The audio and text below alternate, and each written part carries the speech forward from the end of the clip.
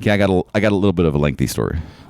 Length away. Okay, so long story short, I was consolidating some of my debt. I wanted to buy out my my car loan because I'm getting a better rate on my line of credit. Okay, like it was a very quick thing. I'm like, okay, yeah, I'm getting a better rate. Let's get rid of it. Boom, and I bought it out.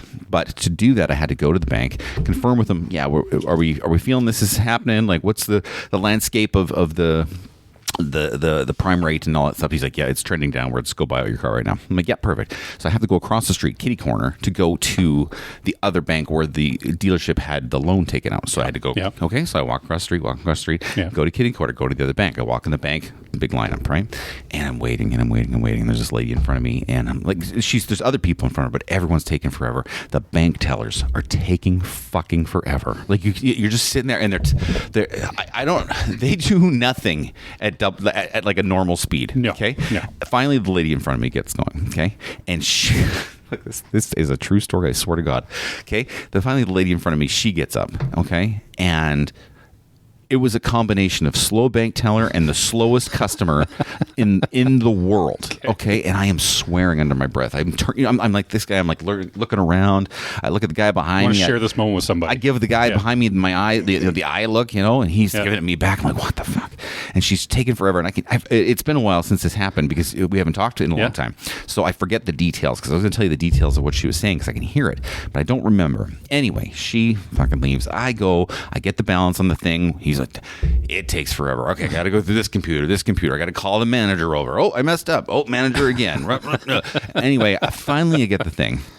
Okay, I go back. Now I just gotta get the bank draft at the other bank to come back to this bank to pay this bank. Yeah. So I go to my bank, and this was at noon when I did this, by the way. Yeah, that's a problem. And so I went to my bank, and I get in line.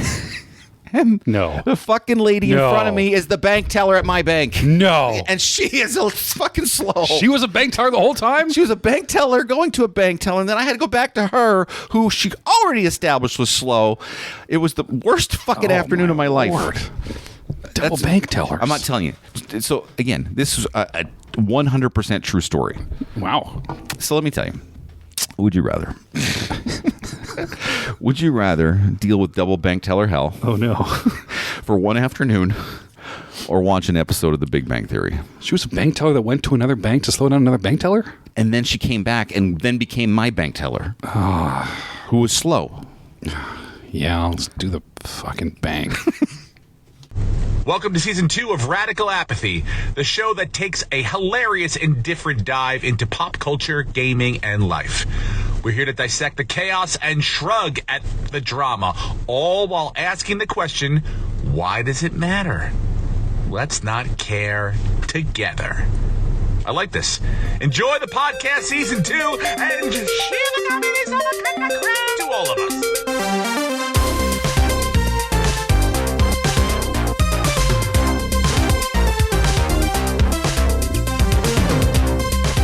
Welcome to the Radical Apathy Podcast. Radical Apathy Podcast. Radical Apathy. My name is Tanner. Podcast. Thy name. What nationality was that? I don't know. European. My name is Corbyn. Welcome back. We've been on a hiatus for a little bit. We apologize. We had vacation and summer happened, you guys, and we're allowed movers and shakers. We're allowed to go have summer. Yeah.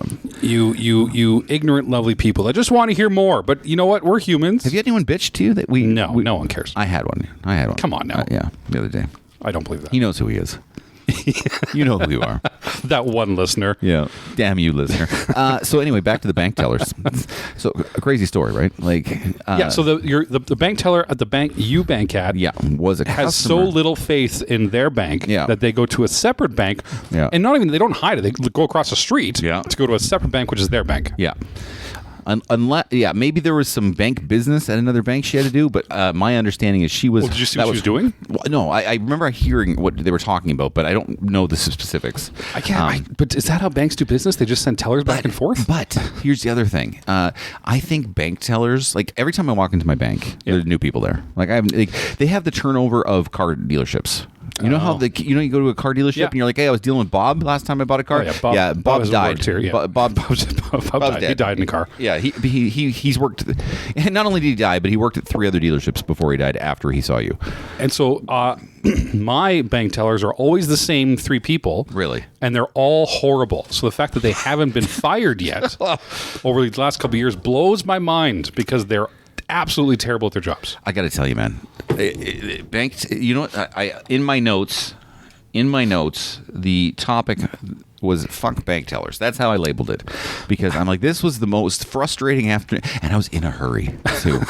I was in a hurry. You're always in a hurry. I had other appointments that day, and I'm like, are you kidding me right now? I have a cousin. Yeah, a first cousin. Yeah, who lives in this town, and she's managed a bank for probably over a decade.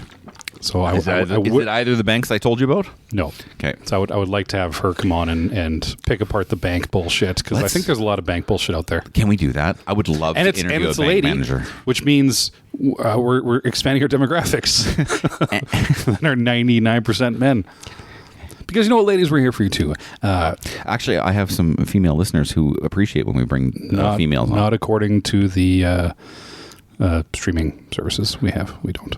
When I stream something, it never asks me if I'm a man or a woman. When you sign in, doesn't do like some things like you have to say, boy, girl, other. It doesn't count though, because there's family accounts, there's all sorts of things. I know for a fact we have a couple female listeners that appreciate that. So. Wow. Yeah. We try. It's just true. Girls don't want to talk to us, and that's pretty much been our whole life. That's not true. We've been trying to get our next guest is going to be a female. Well, maybe the next guest after that will also be a female. When we can get that day set up to do it. It's summer, and we're all when busy. Tanner's not sick, when we're all busy. Hey, we got a guest plan, and I got the sniffles. They were sniffling. I know I was sniffling. I understand. I feel you. Nobody wants to do anything when they're sick. That's true. Or come cough. We got a great show for you today. And we're not sick. We have. We're going to do some what you watch and what you playing / reading. We're going to do. No, we're doing all 3. We're going to do all 3. Oh, separate now. Yes, it's it's added to the segment. Oh, now. So we're going to do what you watch and what you playing, what you're reading, because we're smart boys. Yes, and we do things. Yep. We're going to touch on some Jazzy Delight treats. We got some general grapes. We got a top 5. We got a game. We got a little bit of extra from Corbyn. Yeah, we got a little classy topic later on this afternoon. We're going to touch on. We got a good show. We're glad you're here. And I'm going to assume, and correct me if I'm wrong, because it's been a few weeks since we sat down, Corbyn. How you been? I've been good, buddy. Yeah. Did a lot of things. Yeah. We'll get into it, but missed you dearly. Missed our listeners. I miss coming here and talking. It's an outlet. I want to talk about myself. Yeah, I'd love to talk about how great I am. Oh, yeah, you're so good. My body. Oh, wow. Do we have transformations going? Let me look. Hold on. See if you can notice it. Stretch form. Yeah. This isn't a bit. Something happened. Something has been changed, which never is changed. Your colon flow has improved 10 times over. You don't notice what happened? Your back is good. No. Okay, we'll get to it. I don't know what's going on. I say this because I assume what you watching is going to be the same for us. What you watching is going to be the same. What you're reading is going to be the same. I'm excited for what we're playing. Which is why I want to have this. Yeah, I would like to discuss these two things. Really want to talk about them. I separately, unfortunately, because I was out of country, but I did watch it out of country, which I want to talk to you about. Yeah. But we both watched Superman. This new Superman movie. The new DC start of the new DCU. Man of Super. Yes, a supered man, if you would. Super-powered man. I watched this in Seattle with my wife. I watched it in Seattle with your wife, too. That is weird. Wow, that is weird, isn't it? Where were you? I must have been in this opposite side of the theater. Oh, that's weird. You also watched... You watched it twice? Is that true? I went to it twice. Wow. It just came out. The first time... Here's the thing. I went to it twice. First time I went with my family, and I was being super critical. And then I got out of it, and I'm like, man, I just feel like I was being super critical, and I wasn't enjoying it. Interesting. Okay. And so I went back, and I'm like, I'm just going to enjoy it this time. And Interesting. Yeah. So okay. That's kind of what we did. Let's talk about that. So, are we doing spoilers? We're going to avoid spoilers. You know what? Listen, you are completely capable to skip forward in this podcast during the Superman there stuff. are segments at the bottom of our podcast. If you want to skip ahead outside of what you watching, you can. It's below. But you'll miss the reading. But there will be spoilers, is what I'm saying. Yes, there are going to be spoilers. Okay. Superman, directed by James Gunn, who is the new head of DC Comics' movie now. division. They redid. They got rid of Snyder. They're redoing it all. I guess Peacemaker was technically the first bit of this. And Suicide Squad, actually.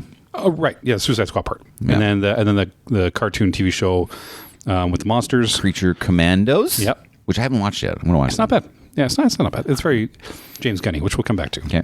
Anyway, so he running the show now, but he also directed and wrote this with Jerry Siegel and Joel Shuster. No, Joel Siegel and Joel Shuster are the people that created Superman in the 30s, my friend. Well, that's because he wrote it with them. No, he didn't write the movie. He wrote it with. I think he's long dead. But I like that they still put them on the writing. They have to. Legally, they have to. Just like when Batman has a movie, they always have to say Batman created by Bobby Kane. Yeah, I like they do that. Yeah. Go. What do you think? Walk me through some ideas. All right, dude. This movie there's two camps right now.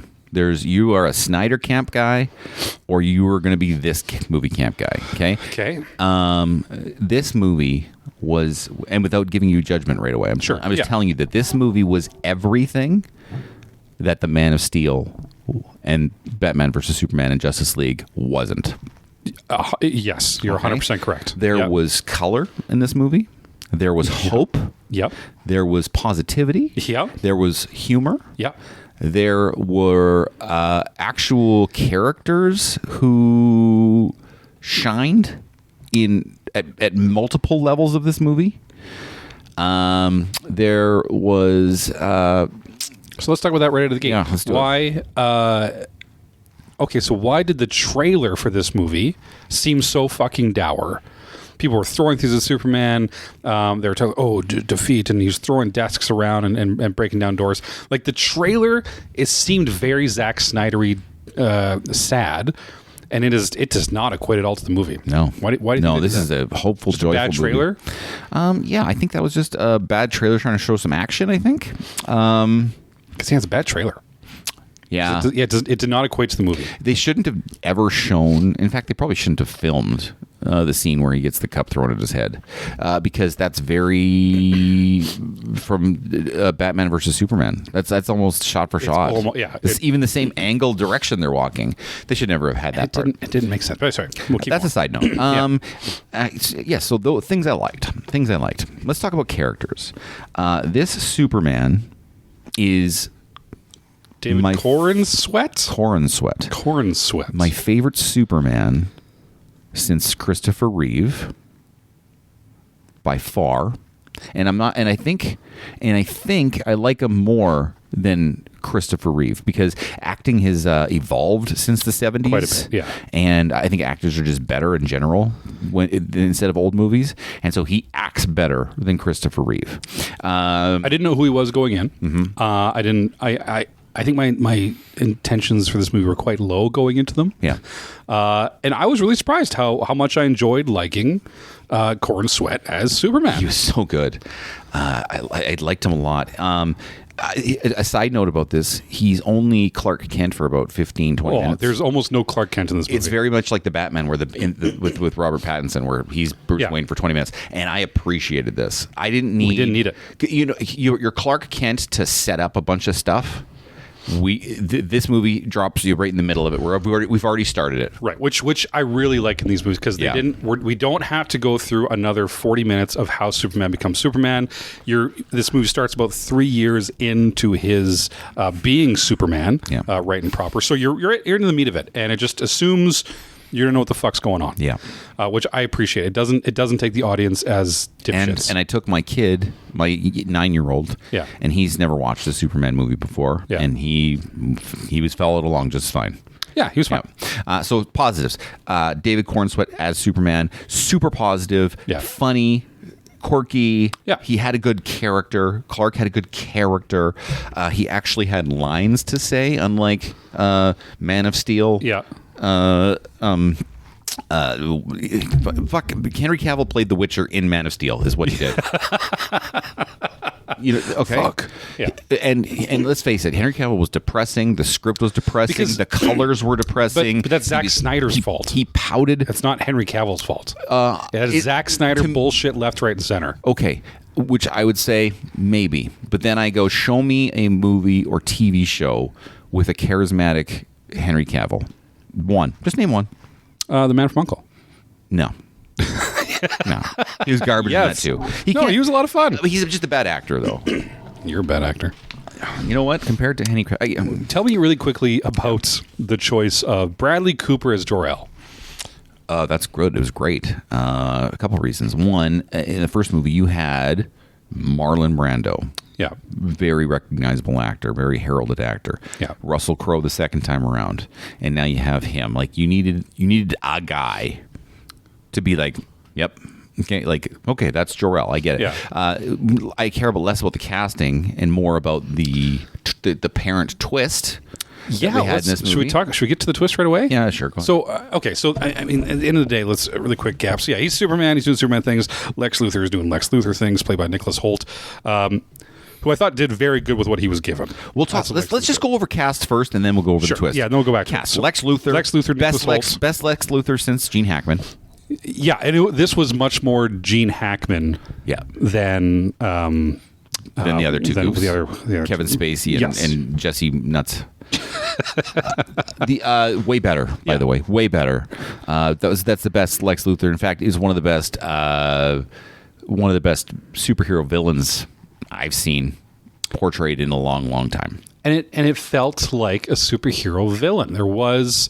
It didn't have to be this super grounded, dark, realistic. Like it leaned into what Lex Luthor was. It had Lex Luthor Corp being like the cult of personality that Lex Luthor has in the comics was very well shown on screen here, where his fawning sycophant employees who look at him not just as a boss, but as this messiah figure that's going to build this perfect Lex Corp. What do they call it? Lexiland? Luthoria.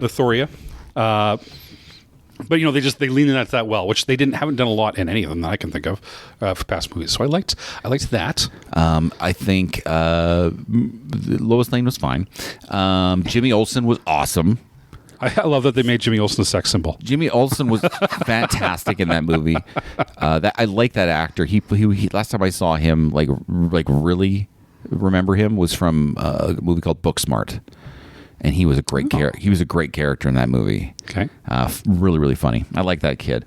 Also, Mr. Terrific was awesome. Guy Gardner was fantastic. The Green Lantern, Guy Gardner. Yeah, the most assholey, terrible haircutted of all the Green Lanterns. Yeah, Hot Girl was kind of just a throw-in. She didn't really have a personality. Yeah, she was there, but they didn't give much to her. No, they didn't really. There was really no reason to have her there. Maria Gabriela da Faria as the engineer. What'd you think? I'm like, they started the thing, so I'm a DC guy. Yeah. And so I'm watching this. I'm like, oh my God, they got the engineer in this. Yeah. This is awesome. Yeah. She was good as the engineer. She did good. Underrated character of the movie, though. Ready? Yeah. Crypto was fucking awesome. Let's talk. So Crypto the dog. The dog was one of the best things in that movie. Full CGI. Okay. Yep. But they had the Crypto the dog. I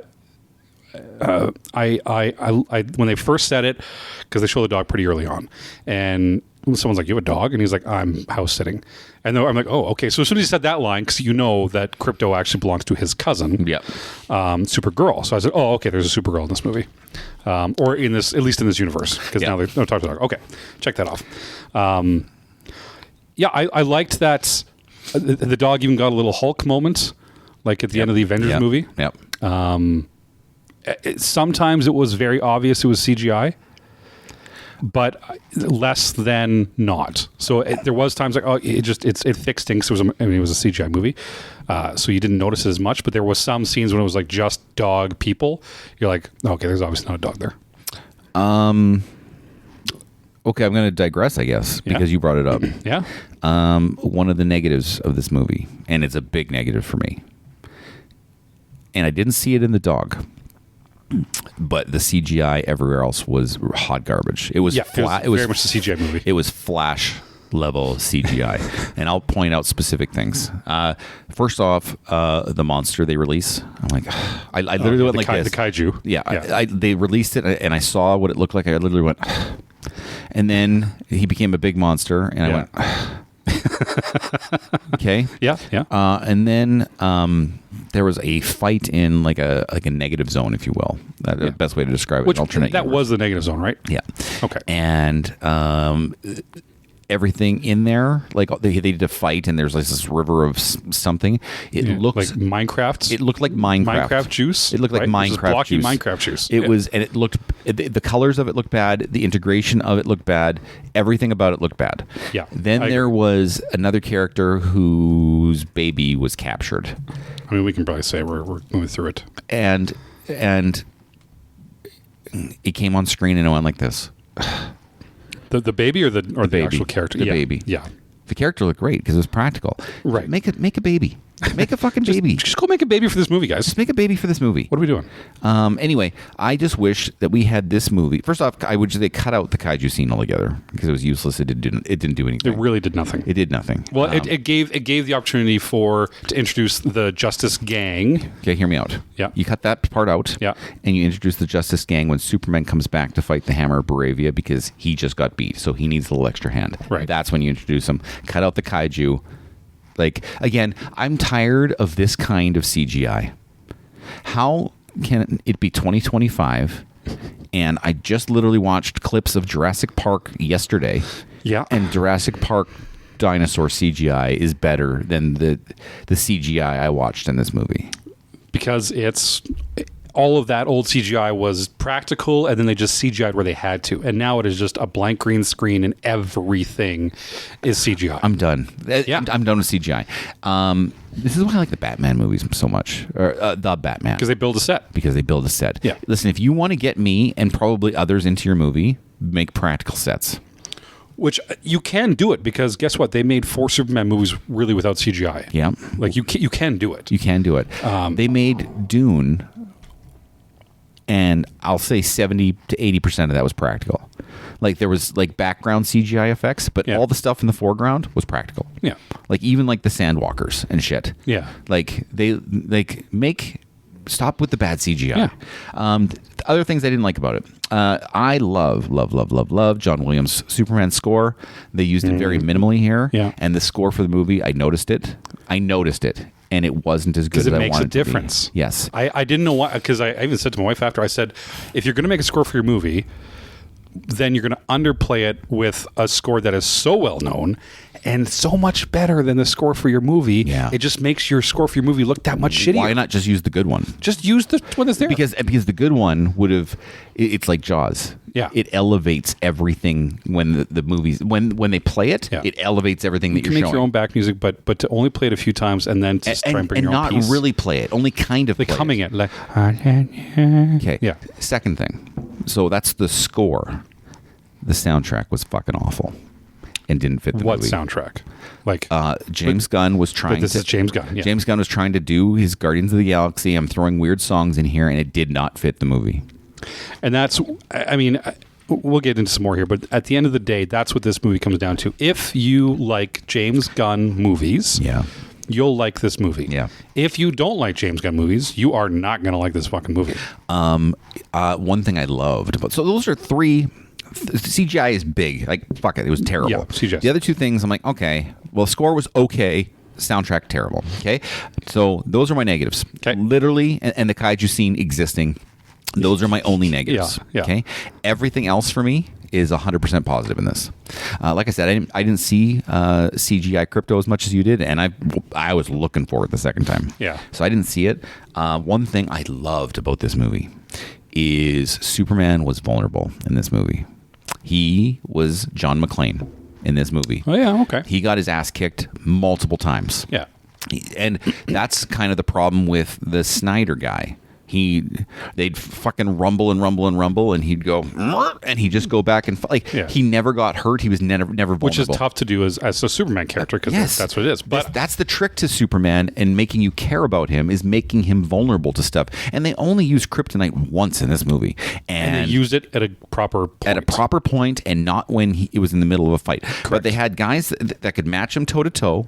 And they had ways to make him like the engineer, which she did to him at the end of the movie. Yeah. Like they had ways to compromise him, and I liked that a lot. Yeah, they were thinking outside the box on how do you defeat Superman. Yeah. And I like that. It's a very good catch for the opening of the movie, because the opening of the movie begins, it says, 300 years ago, metahumans came, and 30 years ago, this happened, and 3 years ago, and then 3 years ago, Superman came out and became a thing, and 3 minutes ago, he just got his ass kicked for the first time, and then it just shows, and then it just cuts to him getting fucking ass kicked, right? Yeah. And you're like, oh, okay. Which I loved. Yeah. It catches you out of the gate. Side note, there was this super hyper conservative guy who has a podcast, some guy. Okay. I saw a clip, and he did a rant. Oh, of course he did. We did a conservative rant about how his Superman wouldn't get his ass kicked like that. And then and this is the whole reason why he didn't like the movie. Fuck off. Yeah. Fuck off. What's exciting about a movie if your hero can't have a challenge or be defeated in any way? Right? What the fuck's the point of the movie? There's no suspense if you don't. There's no challenge. There's nothing to go watch. If he could just do everything whenever he wants. He basically said that and then called it a woke movie because Superman was vulnerable. Shut up. Fuck off. Shut up. Fuck off. I hope he listens. When you're listening to our podcast, fuck off. They introduced the Justice Gang. Yes, the Justice Gang. We had Nathan Fillion as Guy Gardner, who's a Green Lantern. Yeah, we had so good.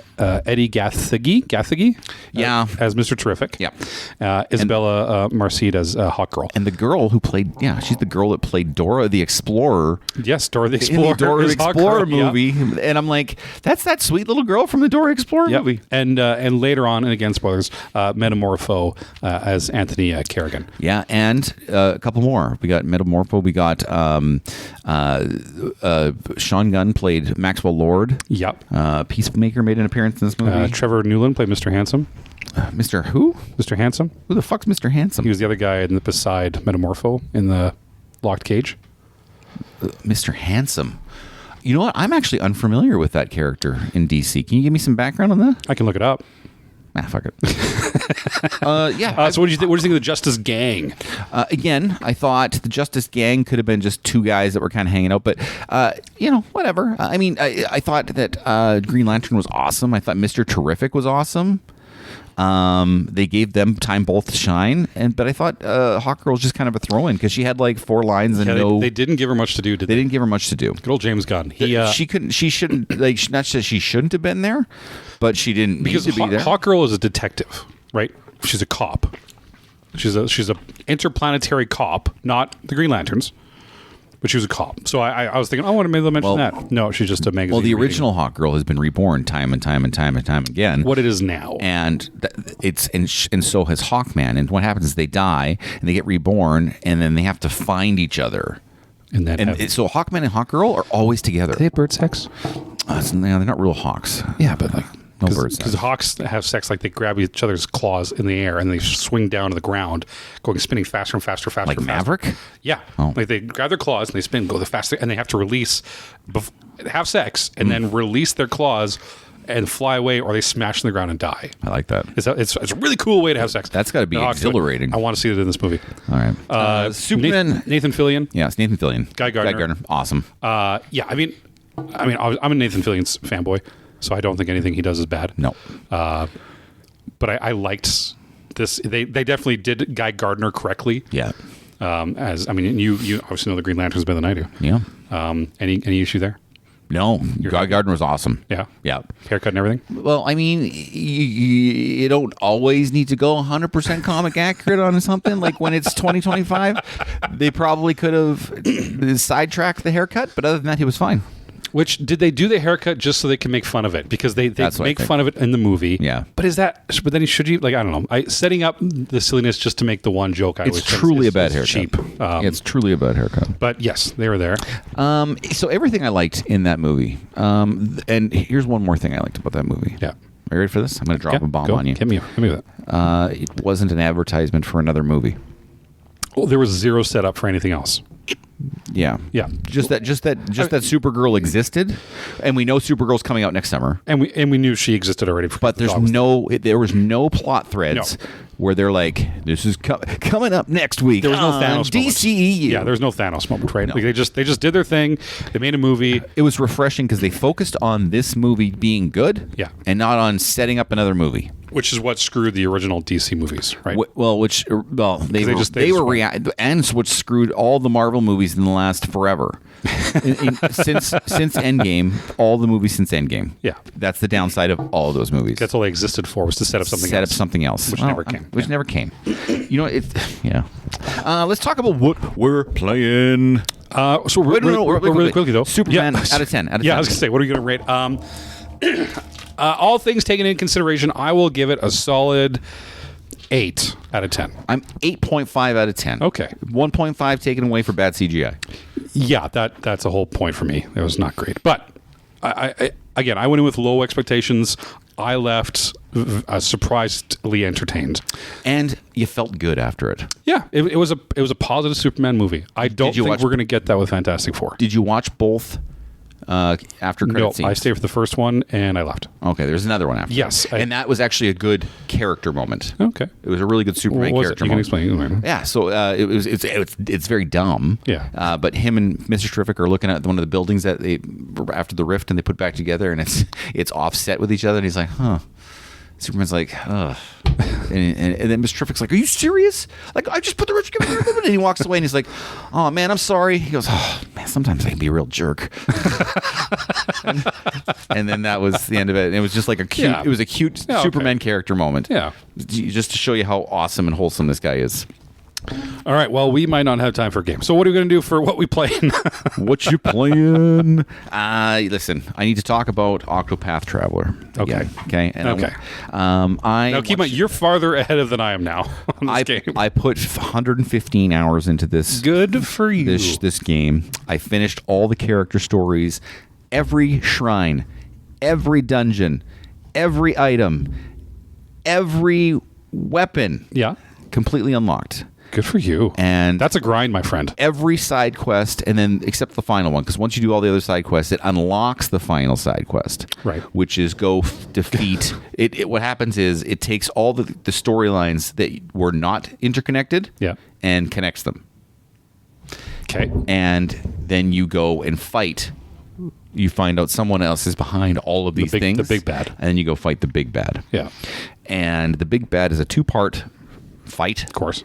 Okay, and it really fucks you because you go up the stairs to go. So actually, what happens? You go into the castle thing, and there's 8 pedestals, and you have to defeat a boss at each one of the 8 pedestals, which is all the 8 bosses in all chapter 4s. Yeah, and so you have to beat them all. Okay, at this point, child's play. Okay, destroy those guys easy, not a problem. Then you go up the stairs, and it's like split your party into 2. I'm like, what? And then you choose the 2 that you split. And I choose all 8 guys into 2 parties of 4. I'm like, you gotta be kidding me! Like, and so I have to rearrange every job class. I have to rearrange my weapons, my support skills, and I go up there, and I've done it 3 times now, and I just get my fucking ass kicked every time. And I've got one team that's just like a couple characters that are super strong, and then the other ones are just awful. Or not up there. Yeah, I got wiped every time. I actually, so the first time I got wiped, the second time I got wiped, third time I'm like, oh, I'm doing things wrong. I've got to be a little more strategic. Because remember I told you I'm not very good at RPGs? Yeah. I'm not good at the buff debuff and the crowd control. So I kind of learned of a thing to do where I have all these items that I've just never really used in the game. I'm the guy who plays, saving them for the and then you don't use them. Well, not even that. I'm the guy who plays RPGs and just tries to overlevel everything and win that way. Okay. And then just try to win with brute force. Yeah. I'm not very strategic in the RPGs. And so then I figured that, oh my God, if I use this power or I've used this item to get all the boost points on my guy, and then he can use his thing, and then that gives his items to everybody else, and then I boost everybody. I can just do fucking massive attacks and destroy guys. And that worked in the first battle, and I beat the first guy. And then in the second battle, my guys just got destroyed. you have to cross-play in this game. You have to know who to buff, when to, like, that's a big part of the game mechanics, which is why I stopped playing. It's actually, and the boss battles are extra hard because every character, because there's the big guy and then he's got like little mini minions, and you can't damage the big guy unless you get rid of the minions first. Yeah. And everyone's weaknesses are locked except for one weakness. So it's so hard to break them. So if you don't have it. Yeah. And I mean, I have everything to break them, but I don't have it in abundance as if I had a party of just my 4 main guys. So the crux here is that I can't just level up 4 people. I got to go back and grind and level up 8 people. The replay is the big part of it. What? So I guess overall, then you put a good chunk of time into this. 115 hours. Yep.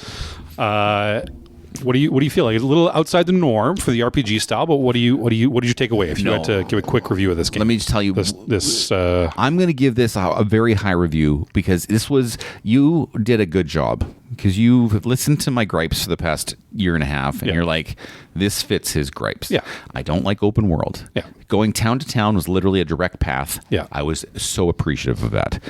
There wasn't a bunch of hidden items I had to search for. There wasn't anything in the game where it was like, okay, the game doesn't tell you how to fix it. Yeah. The game tells you how to do everything. Okay? So, like, it was accessible for a guy like me. Yeah. It pushes the gameplay rather than the hunt. Yeah.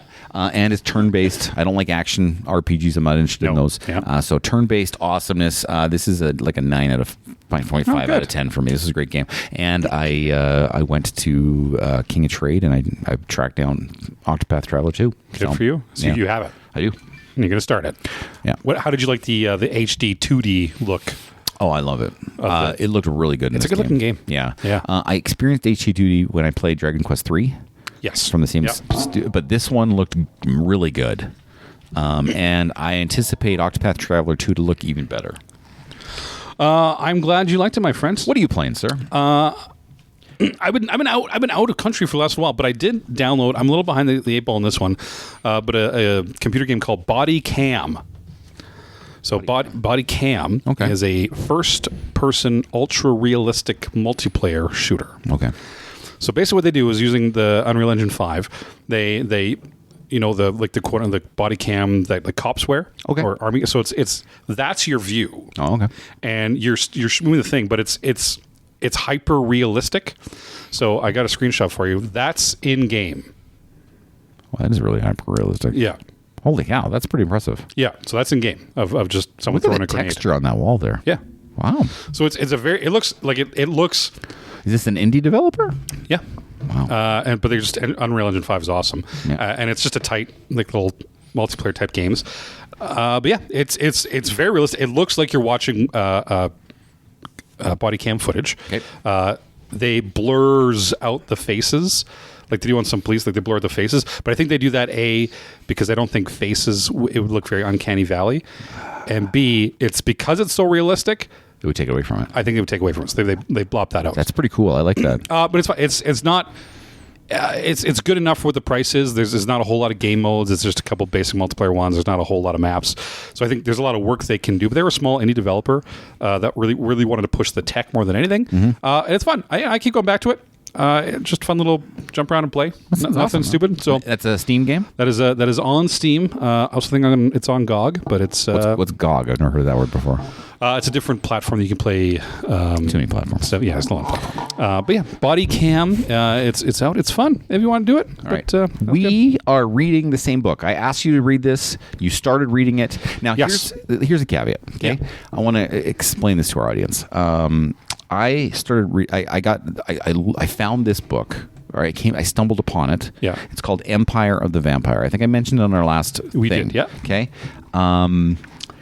I don't read fantasy novels. That's correct. I'm looking at you. You look like you read fantasy novels. Whatever does thou mean to thyself? So I'm not equipped with knowing all the fantasy novel tropes, if you will. Okay, fair. So I finished this Empire of the Vampire long book. It's a big book, 850. Yeah. So no spoilers because I'm in the middle of reading it. Yeah, no spoilers. But I want to tell you, my man, I read this book, Empire of the Vampire, and I found out afterwards it's book 1 of 3. Okay.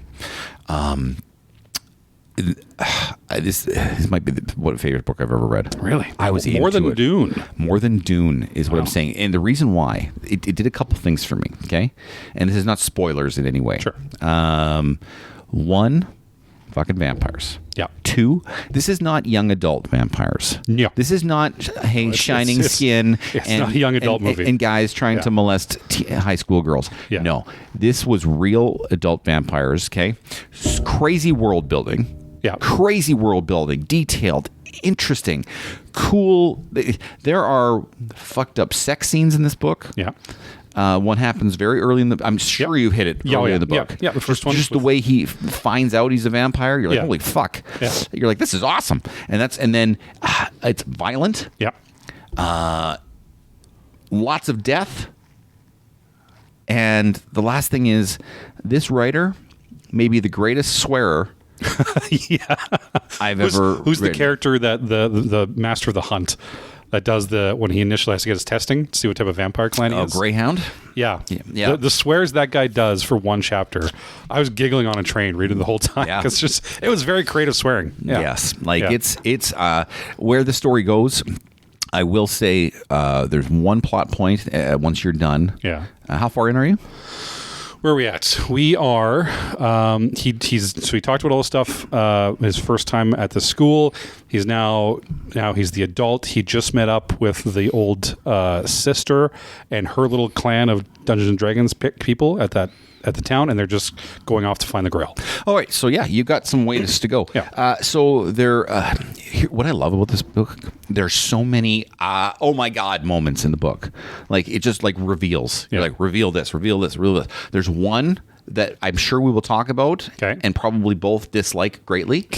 Okay. But every other reveal is like top notch. I'm like, holy fuck, holy fuck, holy fuck. Like I literally put the book down and went, oh, fuck. Like I just did that. I'm like, this is amazing. I'm so into this. And then I started realizing, holy shit, I'm reading a fantasy novel.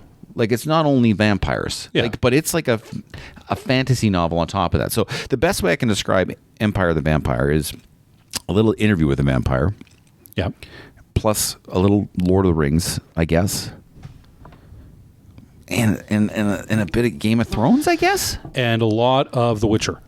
Okay, and I don't know anything about. I know The Witcher. what you haven't read it. Yeah. It's your mountainous, secluded, mostly distrusted tribe of monster hunters. Oh yeah, who people need assistance from because they can't do it themselves. Okay, like it's a good chunk of Witcher. You touched on the world building. I enjoy in novels when they don't exposition dump on you. So people are in novels who are like, and on the 7th age of the coming of the Globo, that would be boring. The world began and the grass grew but only to 3 inches because they couldn't grow the 4th inch because the light of the sun of Flum Flom couldn't push that. Like that I find boring, but I like that because the whole premise of this book is that the protagonist is recounting the story to a third-party narrator, right? So they're just sitting there recounting it. So they start the book off as if all that shit is already known, right? So they'll reference it, right? Saying, "Oh, the death of the sun," and they just keep talking.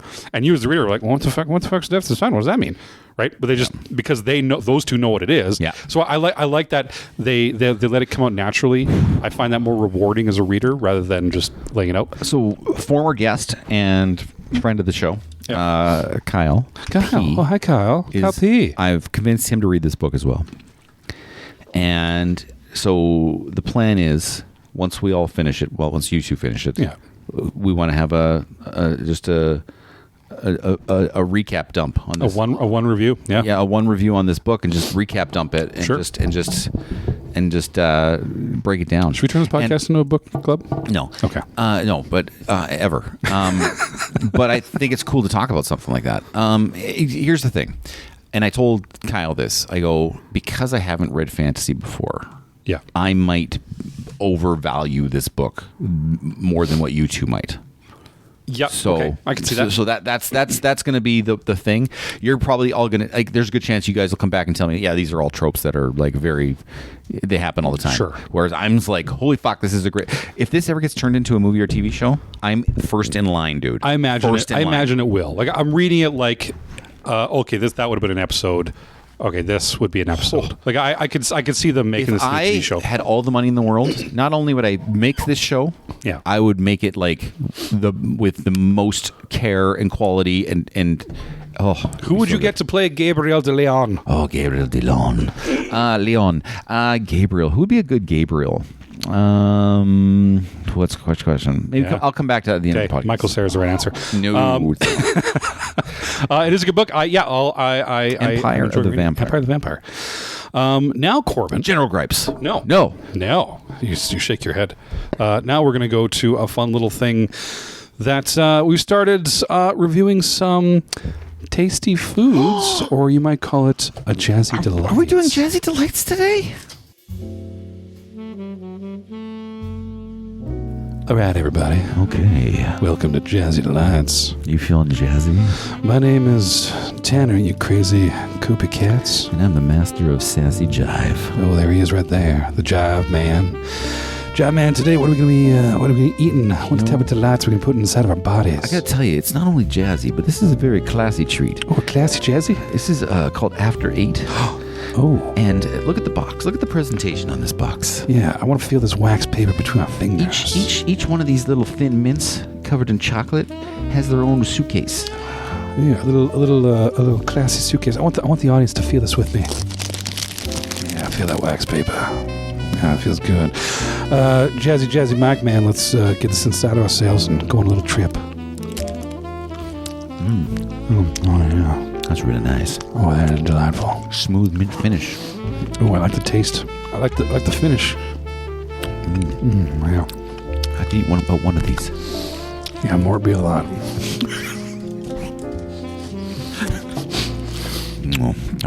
It takes a while to chew. It's like peanut butter. Because it's a chewy mint. All right. Well, that was afterwards. How many rice patties would you give this? Rice patties? Yeah, how many out of 17 rice patties? Why are we doing rice patties? Well, that's what it is when you're jazzy. This is about how many out of 19? Out of 19? That's about 11 out of 19 rice patties. Yeah, you know what? I'd give us all 12 rice patties. Okay. Out of 19. Why'd you turn into a southern? I don't know. I got an accent all of a sudden. Okay. So jazzy. So jazzy. It's a classic jazzy. All right, thanks for joining us on Jazzy Alliance. That was nice. Back to Tanner and Corbin. Man, those guys are weird. It's kind of a dumb part. Now we got some general gripes we're going to get into. Oh, I love general gripes. Oh, man. I got a lot. I got a lot, too. We might not have time for a game today. Right, let's cancel the game and let's get the gripes. Let's cancel the game. We're going to get into the gripes here. Because I really want to touch on that top 5. Corbin, Americans don't hold doors open. They don't do it. What is the problem? They are, listen, we have some American viewers. Yeah, we do. Yeah. Okay, so listen, or listeners, we're not shitting on you. It's like okay, we're not. Okay, I mean, I'm a little shitting on you. We're kind of shitting on you, but can you open a door for this guy? Just hold it. I hold the door. Any of them. I was 7 days. Are you mad that they didn't hold it open for you or for your wife? Both. Okay. But like even other people, like there's just no. And granted, Canadians go too far the other way, where we'll just stand staring at people for 12 minutes, each holding a door, refusing to let the other one go. I get it. But like, it's just you hold the door open, but like everyone just they're in, let the door fly, and they let the door fly. It sounds like Americans just value their time more than us. Yeah, I don't think it's like a fuck you thing. I know people like to say that with Americans, like, oh, they're just saying fuck you. I generally think it's something else, and I like that point that they're just value their time. They got places to go, they got things to do. They're moving. But I mean, just hold the goddamn door open, or they're just like, hey, that person knows how to open a door. Yeah. Like, maybe they just think you're just really, really capable. Did you ever think of that? No, I've never thought anyone thought I was good at anything. Yeah, hold the door open, man. Yeah. Guys, I know Canadians do it. Apparently we got a lot of, what did I say? I forgot I texted you the other day. We were looking at our logistics here. We got a lot of, was it New Zealanders?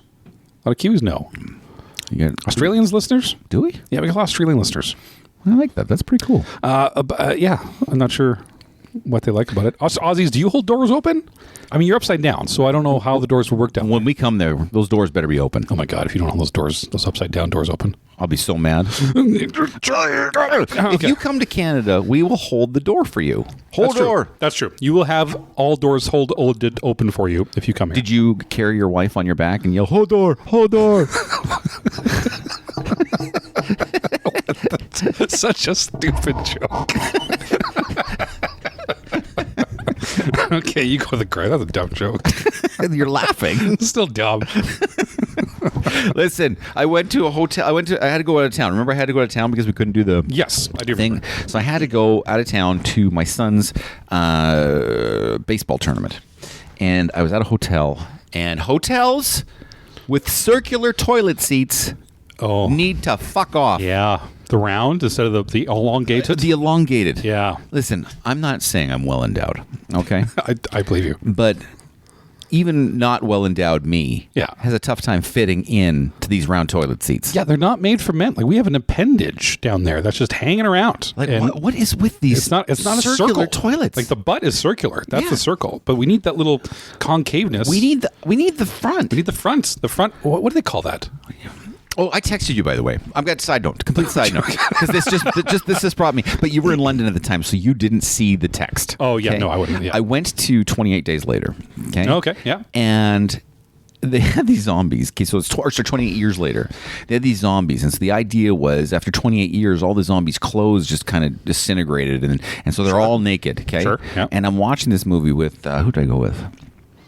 My buddy Eric, and we're watching this movie, and I looked at him. I go, Eric, we just watched this fucking zombie movie, and every zombie had a bigger dick than us. And I texted you that, and you didn't get it because you were in London. But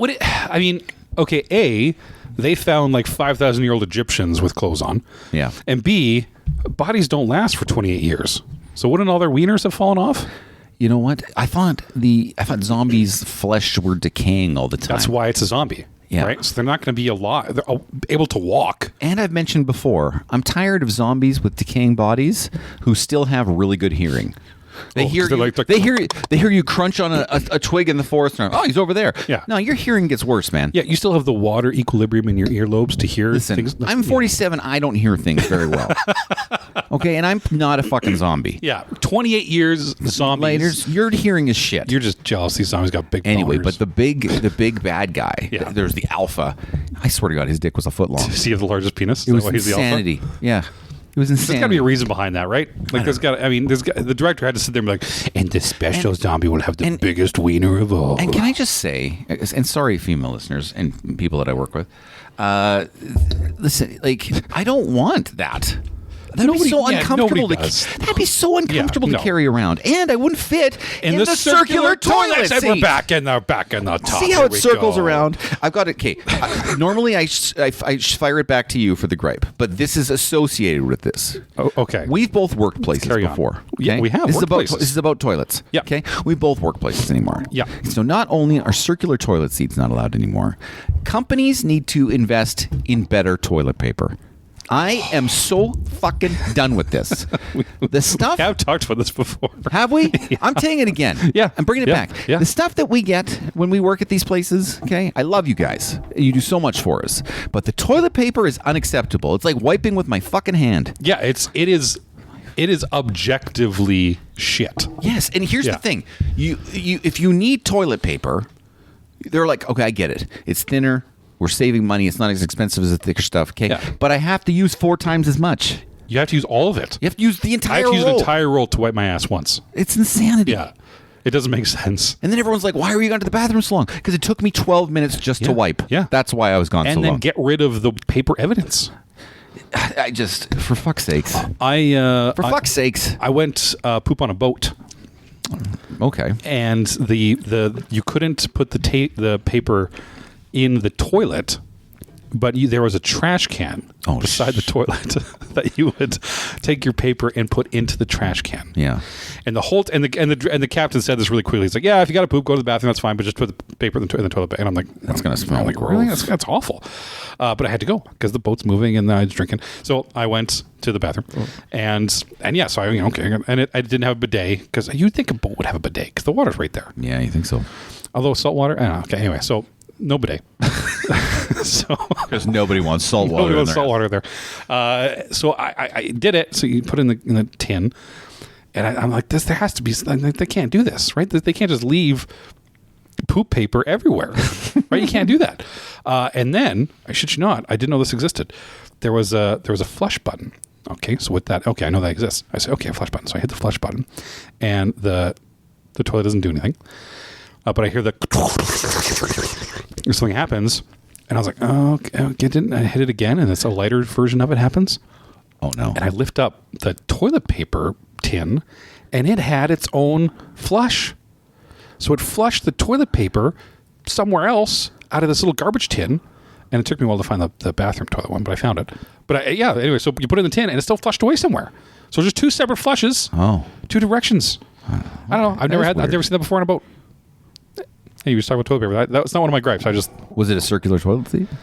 Yes. Oh, yeah. It was very small. Like my knees were up to my ears sitting on that thing. Jesus. Yeah. I hate that.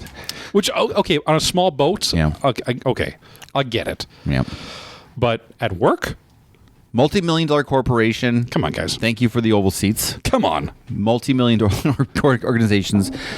Let's start investing in toilet paper, people. This is ridiculous.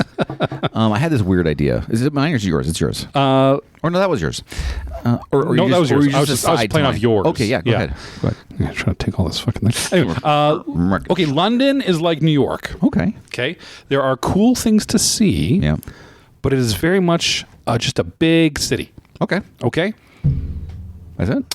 In Ted Lasso, it looks really cool, man. Yeah, I mean, and it looks cool because it's super old. I get it, and there's cool things to do, and you're good to go. And I think you don't need to spend any more than a week there, but and fair enough, like it makes sense. But first and foremost, it's just a city. It's just a big fucking city where people are doing big city things, businesses and business people doing business. Do people open the doors for you? Or hold the doors? No, I don't think so. But I don't know. I can't remember a point to someone not opening the door. I just don't think it happened. But anyway, it was just a lot of. Actually, no, they did. That's incorrect. They did hold doors open in London, and it was just a big city. So I want people to understand the temperance of when they are like, oh, I wish I could go to Paris and enjoy the festival in the City of Lights and the love that comes with the London, like that. The romanticism that we apply to these cities, the Big Apple, Paris and Rome. No, they're just big fucking cities full of people that stink. And when you go there are cool things to do, but you'll never go back because once you've done them, you're just going back to a big city. So here's me. I think I would adapt into, or I've got big city in me, I think. Like, I would really adapt to that because I would Why did that sound so sexual when you said I don't know. I've got big city in me. I would like to roam big cities, stop in empty pubs, just have afternoon beers, check out different foods. Like, that would entertain me. Yes, and it will for a week. Okay. But I know you, Corbyn. Yeah. And after 8 days there, you're going to be like, these fucking people, this fucking traffic, this fucking smell, these fucking hobos. Is there a smell? What's the smell? They all smell like shit. Everyone smells I've been like to shit? New York. I've been to LA. I've been to Paris. I've been to Rome. Smell. They all smell like piss and shit because they're giant cities full of people pissing and shitting. So they all stink. Yeah, all of them. Okay. Now I know this came off as a rant, but I want people to understand to not romanticize these places. They're cool because they're old and there's lots of good stuff to see. And you should go see it. But don't go there thinking you're going to be swept off your feet into this incredible world of romanticism and object reading and blah blah blah. Did you go and check out like the Jack the Ripper sites and stuff like that? Yes. How cool is that? Okay, so I'll do a second one here to go off this. So I went with my wife, and my sister and her husband. Okay, is we went to London with, and we got there like noonish their time, but it's 7 hours difference. So we were all pretty wiped from the traveling because you're traveling for 30 some hours, but you got to stay awake because it's only noon there. So we were very close to Westminster. So the Westminster Bridge, the Eye, which is the big Ferris wheel, and then Westminster, which is like their Parliament building. So you kind of see that. So we walked over there. We went towards the Eye, and they're like, "Hey, you can buy these tickets. You can go to Westminster, or you can go to the Eye, and you can get a couple of different things you can go see and go and do." So we got a double ticket to the Eye, and then to this thing called the London Dungeon Tour. Okay. So we said, okay. Well, I assumed that would just be, and it was near the building, and I assumed that's just going to be a tour of how they did different dungeons, like a museum, right? Yeah. It is not. What it is, it's an hour and 40 minutes, basically stage plays that they take you through different rooms, and in every room, actors will play out different historical events of London, but it's all horror based, and it's basically in an hour, 40-minute haunted house. That's pretty cool. It's very cool. My older adult sister is very scared of these things. So we didn't know that going in until we got in. And you see the actors start to, like, there's like heads on spikes, and the guy's like, "Oh, I've got the K-Master." And they're talking, I hope intentionally like that. And they start walking you through. And for whatever reason, they always, in every room, and there was, I think, 7 rooms that you go through. It takes a long time. They always pick 1 or 2 people from the crowd to, like, come partake or join in, and for 70% of them they picked my sister, who hates it, but she's not a coward. I'll give her that. She went up and did it. Some people were like, "No, I refuse," like they wouldn't partake, like cowards. Yeah. So she did, and some of them, like, they put you in a cage and, like, the chair shakes and she freaks out, and they pop something in front of your face and she freaks out. It's all jump scares. Yeah, that's awesome. So one in particular, they during the witch trials, they bring, there's probably 25 people on our little tour.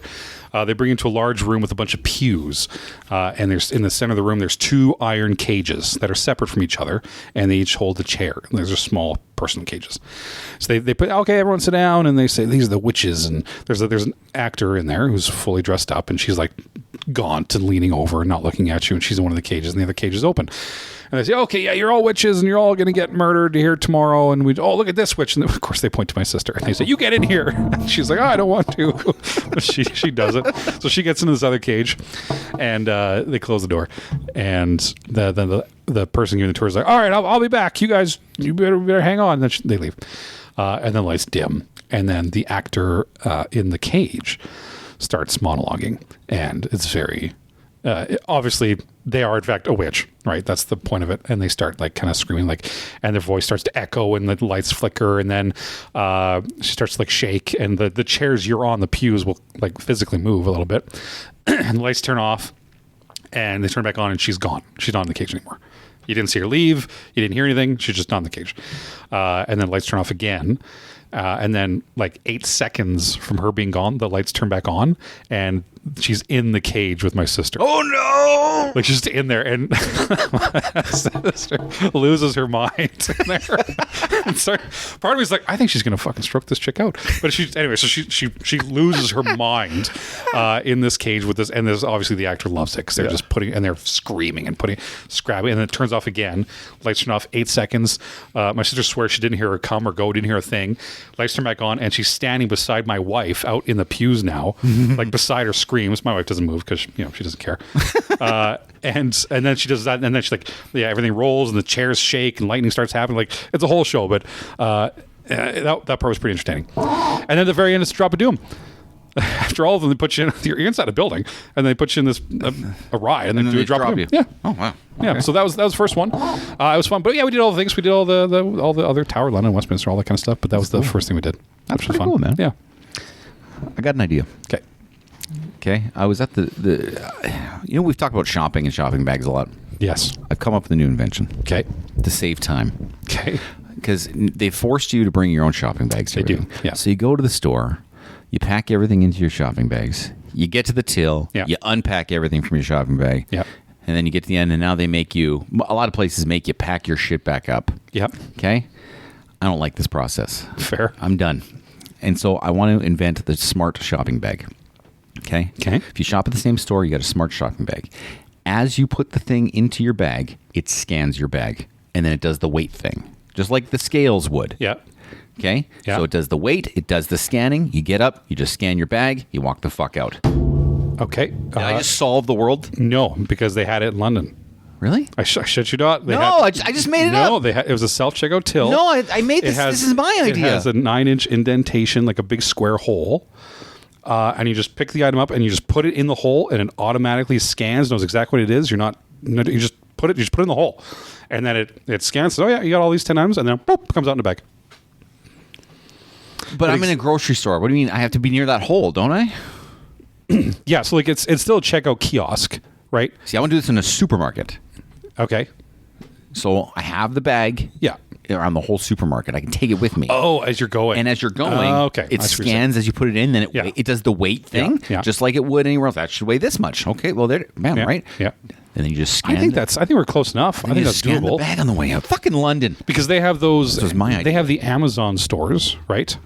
Went to one of those in New York, which is just, as long as you're an Amazon member and you have your phone on you, you just walk in, take whatever you want, and walk away. How does this not get shoplifted all the time? Because they have, I mean, it might, but they have the scanner things that if you walk out, I think without it, alarms go off, whatever. But I mean, no one was there when I was there. Like they didn't have staff. You just walk in, like it's set up like a grocery store. Right. Grab your shit, walk out the door. Like you don't touch or pay anything, and then just charges your Amazon card. All right, that was my thing. I'm a little upset about it. I thought I solved the world, man. I was so excited. We're theater guys. Yes. I saw the original Phantom of the Opera in London. Oh yes. The original, I guess it's His Majesty's Theatre now, but it started in Her Majesty's Theatre in 1986. The first one. It's been playing there for 40 years. Mm-hmm. Went there, saw it. Great, fabulous, wonderful show. Yeah. Zero air conditioning because the building is old as fuck. Ooh. So you put like 300, 400 people in there. And the city already smells, according to you. And now you know why. Because now they're roasting 400 people in a small theater for 2.5 hours. And they're getting excited, and there's singing, and there's sensuality, and there's smoke, and people get excited, and then it gets warm. And then you go on the road, and then all that air gets released. And it's actually one of the longer plays. It is a longer play. So it's a trek. Yeah, but it was very cool, very delightful. I was sending a bunch of pictures to our old stage manager saying, "Oh, look how they did this! Oh, look how they fucking did this." London side question for you. Yeah, it's that city's supposed to have the greatest Indian food in the world. Did you try any there? No, there was a lot, but I did have the best Polish food I've ever had there. We went to a Polish restaurant, and there. Why? What it was just close. Try this place. I had good reviews. Yeah. They're in there making pierogies like as you walk in. Yeah. And it was very, very good. Yeah. London food doesn't exist. Like it's just bland bullshit like it is here. But the individual special restaurants like the mom and pop shops. Like a specific other country's delicacy is good. But just regular London stuff is meh. Meh. I got a callus. I've got it. This is a new problem. Okay. For people, and I want to know if you've got this problem. Okay. Yeah. I have developed a callus on the inside of my pinky finger. Oh. Right here. Okay. Okay, on my right hand, my dominant hand. And I'm going to show you why, and it's making me upset. Oh, how you carry your phone. How you look at your phone. I hold it like this, and you use your pinky to hold it up. And I have now developed a callus where I hold the phone up with my pinky. Is that the case? The case has got a little, like our Pataka cases have a little rub right there. So I wonder if that's it. So I wonder if that's it. If it's the case. Because you've been holding your phone like that for 15 years. It's a bigger phone, though. But it must be the case. Yeah, I don't know. I don't like it. I'm just really, because if you know me, like if you truly know me, right, as a person, you know I don't do manual labor very well, and I always wear gloves, and I have literally the softest hands on the planet. After mine, yep. No, I think mine are probably. Feel this hand. Feel this hand. Oh God, those are like rubbing. Hands. That's like rubbing 2 sheets of velvet togetger. Oh my goodness! Oh my God! Do we need a break? Hello, sir. And we'll be back after this. Listen, and so calluses don't agree with me. I don't like them. I don't want them. I won't tolerate them. I get it. Are you a lotion man? Is lotion going to solve this, or is this a new case phone? Yeah, I might lotion it a little bit more. I think you just need to. But you can see it right there. Look at it. Can you see it? Here. Yeah, no, I can't. Turn this. Oh God, you see that? Right? Yeah. Just turn on the brightest light known to man. But yeah, I can see it there. Right? Yeah. Or go touch grass, Corbyn. That's what the kids say now. You're on your phone too goddamn much. Yeah, I need to touch grass. Go touch grass. Fuck you kids. Fucking assholes. I went to My Chemical Romance in Seattle. Good for you. When I was a young boy. That's the song they sing. Teenagers scare the living shit out of me. Yeah, it's just like that. It is their first of 11 stadium tours they're doing across North America. I'm really surprised that maybe I misjudged the following of My Chemical Romance. You did, because everyone is sold out. That's crazy. All 11 stadium tours are sold out. So there's about 38,000 in T-Mobile when I was there. Yeah. And oh man, was there just a bunch of middle-aged emos. Like, I underestimated the amount of emos that would come fully emoed to that concert. Full out, hey? Fuck me, there was emos as far and as wide. And you know what the nice thing was, honestly? It was a true melting pot, because there was everything. There was fucking 70s. There was like tweenagers. There was middle-aged people like myself. There was whites. There was blacks. There was Asians. There was the weird kid that wears the fedora and the trench coat. Did anyone try to put makeup on you? No, but there. Okay. I mean, there was not a single non-painted fingernail in that entire stadium. But it was this weird. I mean, it's this. I think emo is one of the few generalities that span all types of humans, because there was all types of humans in there, and I have rarely gone to a concert where 38,000 people sing every single song nonstop. Everyone stood. It's a ball stadium. Not one person sat down. Even in the back, we all stand up the entire time. Every song was sung back to them, and it's entered. And MCR is entertaining for that reason, so that the first 2/3 of their concert is basically a play, because the whole point of their concert is the Black Parade, and they basically make it like they are a band playing in a dictatorial, totalitarian country, which is not Russia. They make up their own country, but they have like the president dictator is there watching them, and they're performing, and then the music slowly ascends into this anti-establishment, as emo music does, and then spoilers if anyone's going to watch this concert series. So then they go, and it's very entertaining. There's troops, and there's marching, and there's uniforms, and there's stadiums, people, and there's little skits in between every song where like this guy who assumably works for the government comes out and like keeps giving them notices saying, "Stop it, you'll lose," like smacking the guy around, until it finally ends where the Pavarotti clown from the opera, the white and black clown, he comes out near the end, starts dancing around, and then it leads up to like nuclear missiles getting sent off from this country to blow them up, and they finish it. That a nuclear missile comes and kills all the band members, and they all die, and they like have blood squirting out of their mouths and stuff as they die in front on stage. And then the last song is this fat Pavarotti clown dancing around, and then cheekily rips open his shirt, and he's got a suicide vest on, and fucking explodes on stage. He dies, and that's kind of the end of the play part. And then for the last third of the show, they all come out to like an outside stage as just the band, and then they just play their original hits just there, just to fuck around there talking to you and having more of a chill time. But it was super fun to watch. Like it was really entertaining. That's pretty cool. I like it when it's a show, not just they very much lean into it. So it was super entertaining. It was just such an engaged fandom. And T-Mobile, it's a big stadium. The closest I can come to emo stadium. Have I ever told you about my Rob Zombie concert? Yes. Okay, yeah. So that was like when I'm me. You've seen what I look like. You are today, you, yeah. And I show up to heavy metal, dark, witches and zombie concert thing. Yeah. And I'm like, okay, I'm out of place here. But it was good. Yeah. That's good. That's a really good story. I like that. Yeah, it was fun. The Fatal Femmes opened for them. I don't know if you know who they are. Yeah.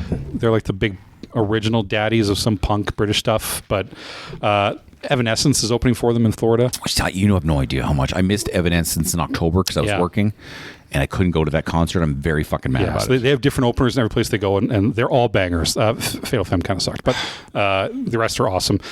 If you get the chance, guy, I know it's mostly sold out now. Obviously, you can go buy tickets, probably really super expensive ones. But you know what? Here's the thing: you can always get tickets. You can always get tickets, though. Yeah, now you can always get tickets, and it is good. There was a controversy locally while you were gone. A local controversy? Yeah. While you were gone, there's this world famous Stampede that's world famous. That's close to us. Could one say it was the largest outdoor show on Earth? It's the largest outdoor show on Earth. And I don't like getting political on here, but I'm going to get political for a second. You've earned it. Okay. With these circular toilets. I think we look at each other. I think it's fair to say we are centrists leaning towards liberal. Yes. Is that fair to say? Sure. Okay. So what happened was there was a gathering because there's a political leader who's trying to win his seat back, and he's a conservative leader. And so he's having a rally at the greatest outdoor show on Earth. And before the rally starts, they sing the national anthem. Everyone sings the national anthem. Yeah. And if you're not familiar with Canadian national anthems, okay, there was it got changed over the past 20 years. Yes, and it got changed, and it's the words changed from what was it? From in all thy sons' command got changed to all of us command. Yeah. Okay. And at this rally, everyone sang the old version. Sure. And then the left went bonkers. Yeah. The center went bonkers.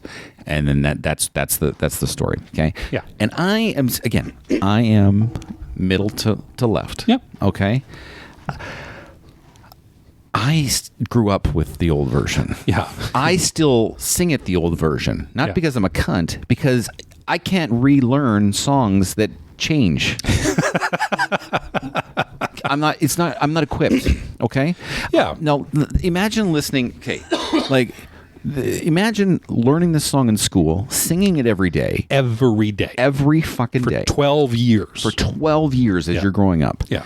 And then someone just says, no, it's changed. You got to sing it the new. Sorry about spelling. No, it's changed. We're doing it a new way now. And I'm like, so I don't know if they did it on purpose. I don't give a fuck if they did it on purpose or not. Okay, but they deserve the hate. But I understand forgetting that shit. Put it this way, and this is going to be a really out there comparison. Madonna's Material Girl came out, 1984? Oh, yeah. Yeah, so if Material Girl just today got changed to Material Them, okay, guess what? All of us would still sing Material Girl. Okay, and we wouldn't.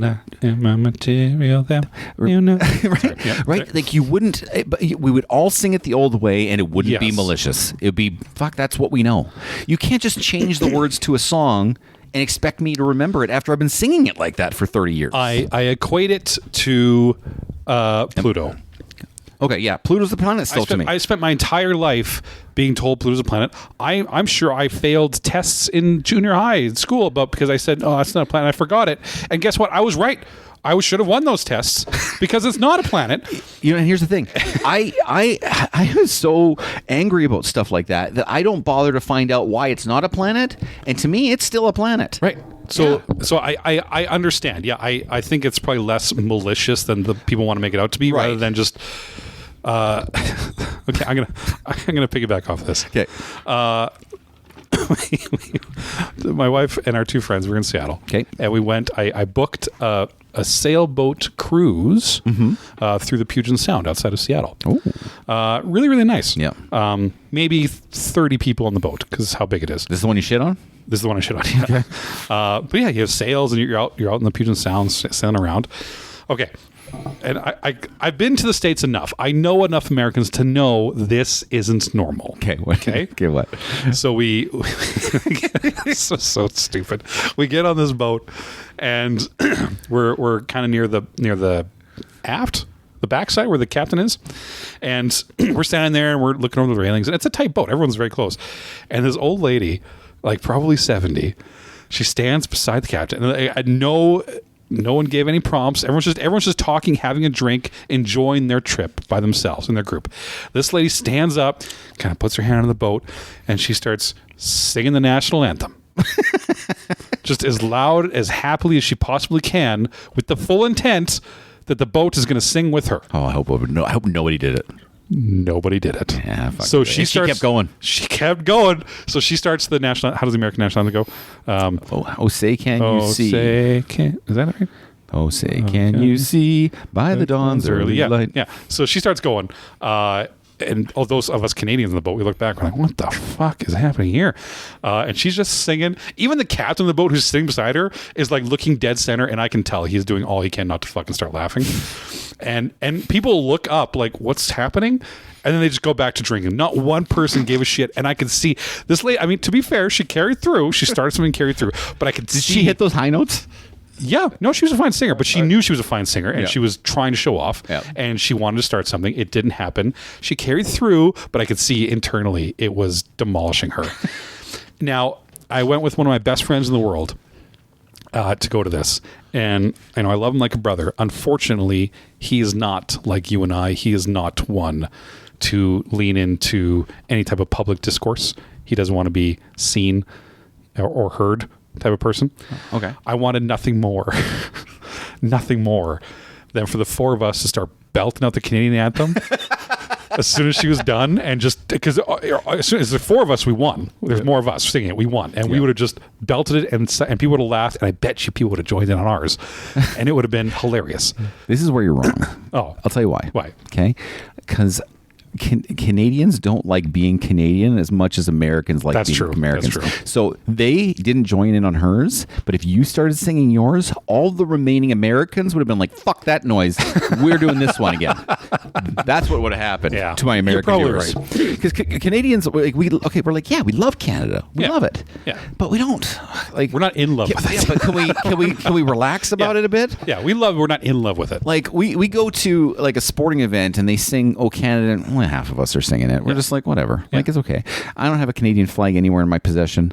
No. I don't. You know what I mean? Like, the only time I'm like ridiculously Canadian, like ridiculously passionate, and I think this is for most Canadians, is when someone says something shitty about a Canadian, and then I'm all, fuck that guy. Or we're super Canadian. Or the Winter Olympics. Or the Winter Olympics. Yeah. Then I'm like, fuck that. Okay, we're fuck Canadian. that. Yeah. I'm Canadian, man. We're going to lose quickly, but we'll still be happy about We're it. pretty chill here, foreign listeners.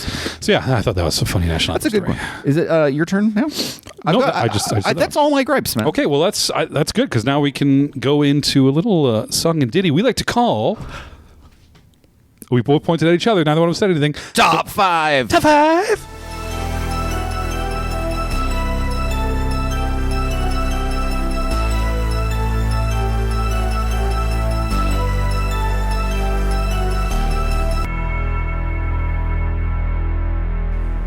All right, I was really excited for you to send me. It's Tanner's list this week. So to recap, what we do is one of us comes up with a top 5 list for us to do. And we come up with our own top 5 lists. We don't discuss them, and we reveal them to each other one at a time. And if we get the same answer in the same slot in the top 5, we shake hands and celebrate. We do. All right. It's happened once. Yep. I think the last time it happened. Yeah, it happened. We might get there again. I don't think you're going to match any of my 5. I really don't know. So today's top 5 is the top BFGs in cinema.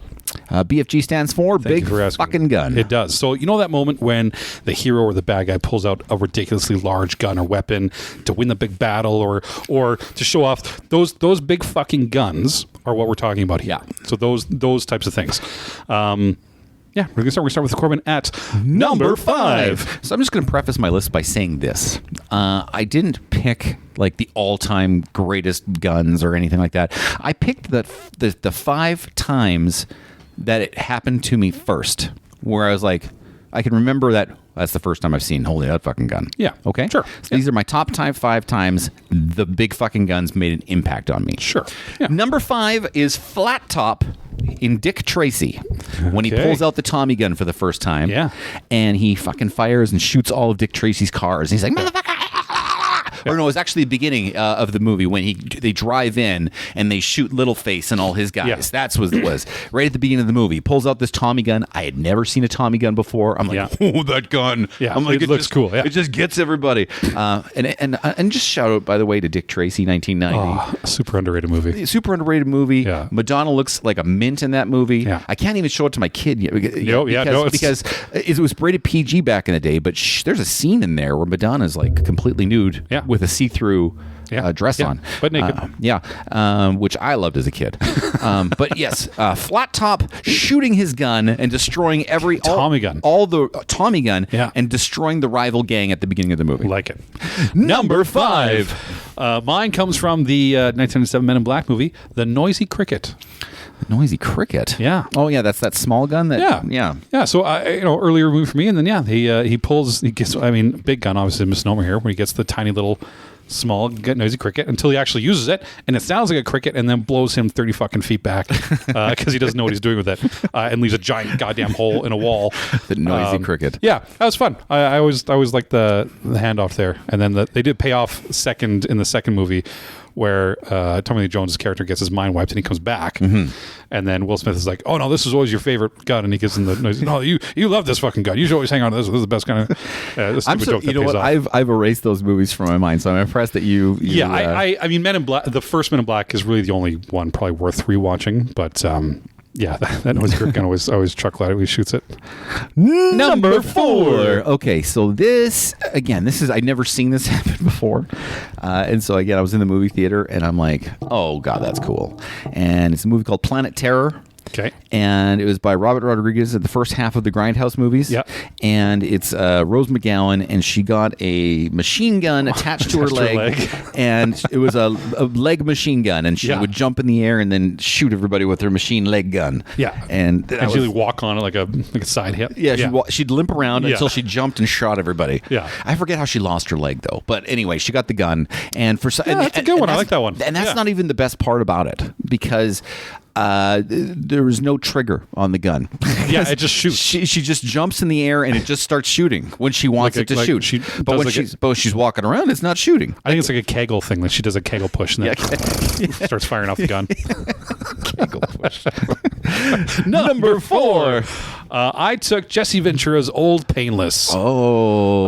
I'd say one of the most famous miniguns from ever on Predator. Okay. So so it's originally designed, this gun exists, by General Electric, the M134. It's a 6-barreled electrically powered monster capable of raining down 6,000 rounds of 7.62 NATO every minute from a helicopter. Never meant to be carried by a human being. That's a Hollywood thing. But yeah, he's just walking around, minigun, Predator, slinging the best lines in the movie, just one fucking line after another, as Jesse drops and just cuts down everything with this thing. So I remember that most out of a lot of guns, a lot of cool scenes in Predator. Being a young kid, that was always the one. Him walking around with Old Painless, when they attacked that little village. Of terrorists, I guess we'll call them. Yeah, that's pretty cool. Loved it. Number 3. So again, this happens when I have the first appearance of something. Okay, I had a little more invested in this than most people, because I was a huge wrestling fan. Yeah. And so when Jesse Ventura showed up in Predator with that gun, no, we're one off. I know. Mine's number 3. I know. Sorry. So close. So when Jesse Ventura showed up with that gun, I was in love with Jesse Ventura at that time. I loved his character. I loved his personality. And so he showed up with that gun. I was like, ooh! And I got really excited. Okay? So, my thing is also cool. Jesse Ventura from the Predator movie. Super cool. And here's the thing. I just want to point out, I had seen Aliens after, because I was still scared of movies. Yes. And so Aliens was in the horror section, but Predator was in my action section. Yeah. So I was allowed to get the Predator movie. Okay. And so, but if I didn't, if my parents let me get the horror movies, it probably would have been those cool guns that Sanchez had in the smart gun, in the big rail guns that they had in Aliens. Yeah. Right. But I never got to see it. Ironically, I think Predator would be a more damaging movie for a youth to watch than Alien. Oh yeah, well, we had the skinning of the people and stuff. But ripping the spines out. But that's the thing. Predator was never labeled a horror movie in my video cinema anyway. Yeah, so it just never was a thing. I liked it. That's my number 3. Number 3. I went back to John Wick 4 with the Winchester Liberator Shotgun Mark III. Is that the Dragon's Breath? Yeah, that's a cool one. It is so cool. And even the director said he was inspired by the Hotline Miami games that are top-down shoot games like that. And I quoted him here how he said it, because I thought it was a cool quote. He said, "The staircase I knew I could own because it was a metaphor for Sisyphus rolling up the boulder up the hill and being knocked down. We had that dialed in. We had the Arc to Triumph dialed in. The apartment fight wasn't clicking. It was just a fight in an apartment." And I'm like, okay, how do we shift perspective on this? And then he finally found, he's like, oh, I kept playing these games called Hong Kong Massacre, which are just rip-offs of Hotline Miami. And then he just, this top-down view, so then he just lifted the camera up and found that. So just having that view with that big fucking shotgun shooting dragon's breath ammunition, which is all real. Yeah. Kind of like you. Which is all real? That's a real thing. The dragon's breath rounds that's are a real round. Yeah. Oh, really? Yeah. I didn't know that. Yeah. So it was super cool to... We can both agree that John Wick 1 and 4 should exist and the other two shouldn't. Is that right? Yeah, I don't remember the other two. Yeah. So, and that's the problem with Ballerina. Apparently she appeared in the 2 or 3. Oh, sure. I haven't watched the Ballerina yet. don't remember. Number 2. Okay, so again, remember, this is all like first time I've seen something. Yeah. Dick Tracy, Planet Terror leg gun, Yeah. Jesse Ventura. Goes back to 1989. Oh. The Joker in the original Batman movie. When he pulls that giant gun out of his revolver out shorts, of his pants, and it's so big, and he like falls back, 4-foot and barrel, and the shot it's still like a 38 round, yeah, but the barrel's so long that it destroys the Batwing out of the air. I'm like, oh, that's cool. So that's my. And doesn't he collapse it at the end? Doesn't he collapse it like a baton? He did hold it up at the end. I don't remember if it was still long or not. Does he collapse it and then it has the bang come out of it? I don't know. I'm misremembering that, but yes, because when he went in, he had the gun when he went into the clock tower and the belfry, if you will. Yeah, and it did go bang. And I think he collapsed the barrel. Maybe he did. Yeah. Anyway, I just love that when he pulls it out of his gun and he just keeps coming. And the recoil. He falls back. But I just loved how like this 38 shot destroyed an entire blows plane. up an airplane. Number 2. We kind of hit it on it. The M56 smart gun from Aliens. Oh, okay. As your railgun. Yeah. This portable heavy machine gun that with automatic targeting capabilities. It was pretty cool. Chambered for 10 by 28 millimeter caseless ammunition. Yep.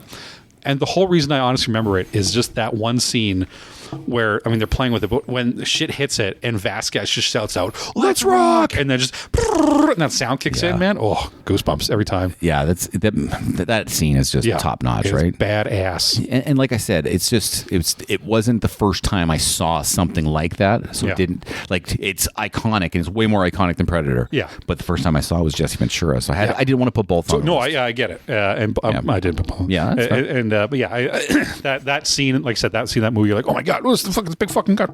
Super cool. Number 1. All right, so there's lots of caveats in this. Okay. Okay. I'm older than you. Yeah. Oh yeah. Okay. By so much. I've probably seen all 5 of these movies, and you probably have seen 0. That's my guess. Okay. Okay. Hit me with it. Clint Eastwood has a character in the 70s and early 80s named Dirty Harry. Harry Callahan. And Harry Callahan. And so a lot of people would talk about his .44 Magnum in the movie. That's not what I'm talking about. There's 5 movies. Yeah, but is the 4th or 3rd movie the gun you're talking about comes in? It comes in the first 10 minutes of the first movie. Oh. Yeah, he's always had it. Yeah. Most people would talk about that. I'm not talking about that. Okay. But so my favorite Dirty Harry movie was the one I saw first, which is the 5th movie. Okay. And the 5th movie is called Dirty Harry and the Deadpool. Okay. Famous for a bunch of reasons. Liam Neeson in this really weird character turn. Jim Carrey playing basically Axl Rose in a Welcome to the Jungle music video at the beginning of the movie. Okay. But what's really cool is the movie ends on a boat, okay? And the guy has got the girl or whatever, and he's like, "You can't kill me, Harry," blah, blah, blah, blah. And there's all this smoke. It's on a dock at a boat, sorry. Okay. And there's all this steam, okay? Yeah. Coming out, and Dirty Harry comes out at the end of the movie with a giant fucking harpoon gun. It's fucking huge. It's fucking huge. And he says some Dirty Harry line. Yeah. He shoots the harpoon gun, hits the guy in the chest. He flies and he sticks to the wall. End of the bad guy. End of the bad guy. Yeah. It's fucking huge. That's cool. I didn't see that one. Yeah, Dirty Harry and the Deadpool always stuck with me. I'm like, you sent me big fucking gun. I'm like, yeah. Dirty Harry, Deadpool, all over it. That's a good one. I like that one. I'll show you the scene after we do this. Yeah, I'd like to watch that one. It's really cool. And go watch it for yourself. Yeah. Number 1. The only thing it could be, and I know you get tired of me bringing up this movie. What is it? It is the Zorg SZF-1 pod weapon from The Fifth Element. Okay, I've never seen that movie. I know, it's so bad. So they sell this brand new ultimate weapon to the bad mercenaries who are going to use it to kill everyone. But this gun has it all, Corbin. Yeah. It's got a replay button. Yeah, it does. So you can set it so the first round hits target, and every other round you shoot goes to that exact bullet before. It's got a rocket launcher with small yellow rockets that shoot out. It's got an arrow launcher. Oh. That's got 10 arrows, 5 on every side, and they can either be explosive or poisonous. Did they use it in this movie? Yeah, they show them all. Okay. They got a net launcher if you want non-lethal takedowns. You can shoot a net and cover the target rather than kill them. It's got a flamethrower on it, which is super cool. And the brand new thing, it's got the ice cube system, which is now basically a cool freeze ray that freezes people when you shoot them with it. Is this Bruce Willis that uses it? No, Bruce. Does he even touch the gun? He might touch it for a little bit near the end. Who uses it? The main big bad Gary of the Oldman? movie. Yeah. Oh, okay. So he's selling it to his and that's the thing I like with the Fifth Element is that the bad guy and the hero never once speak to each other or know the other one exists. Oh. They don't talk to each other. They don't interact. Oh, okay. The entire time. Yeah, for some reason it's Chef's Kiss. It's perfect. I've never watched it. The Zorg ZF-1 pod weapon. Okay, cool. It is the ultimate weapon of movies. Until I show you this Dirty Harry thing. Yeah, you have to watch. I'll show you this thing with this one. It's good. Okay. That's our top 5. I love it. We just about shook hands. We were very close. Was actually a very close handshaking. Oh, we're off by 1. We're going to see up the game. We are going to go into some. I'm excited about this. Classy talk with Corbin. Yeah. Listen, take me away. I want you to look at my face right now. Okay, hold on. Okay. Okay, go. How do you like this beard today? I like this beard. Okay, it's good. You got the sides shaved down, but you're keeping the girth of the chin. I've got a nice fade coming down, and it goes into these nice little. It's really well groomed. Yeah, but what I like to do is I like to switch up my look. Sure. And so I've got an appointment right after this to switch my look up. Okay. Here's what I'm going for, and it's a little controversial. Okay.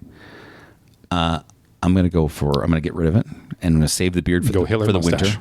Not Hitler mustache, but I'm going to try to do a classy mustache. Just straight mustache.